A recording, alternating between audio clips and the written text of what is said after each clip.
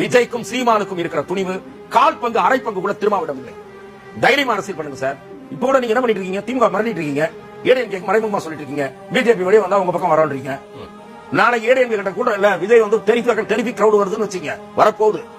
நான் இன்னொரு தகவலை உங்களுக்கு சொல்லுகிறேன். விஜய்க்கு டெரிஃபிக் கிரௌட் வரப்போகுது. போகிற இடமெல்லாம் பிற கட்சிகள் மிரட்சி அடைகிற அளவுக்கு கூட்டத்தை நடப்போகுது. விஜய் சில சர்வேக்கள் எடுக்கப்பட்டிருக்கின்றன. ஒரு சர்வே திராவிட முன்னேற்ற கழக தரப்பில் இருந்து, இன்னொரு சர்வே பொதுவான நிறுவனம் எடுத்திருக்கிற சர்வே, இன்னொன்று எனக்கு மிக நெருங்கிய நண்பர். அந்த சர்வேக்களில் விஜய் குறைந்தபட்சம் 15%, அதிகபட்சம் 28% வாங்குகிறார் என்று வருகிறது.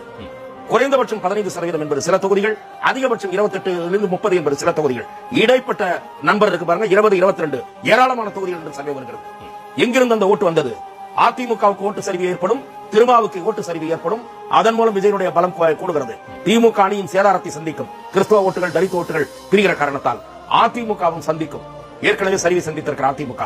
அந்த சர்வேவில் குறிப்பிடுகிற இன்னொரு செய்தியும் உங்களுக்கு சொல்லுகிறேன். சென்னையில் சில தொகுதிகளில் அதிமுக 3வது இடம், விஜய் கட்சி 2வது இடத்தில் இருக்கிறது.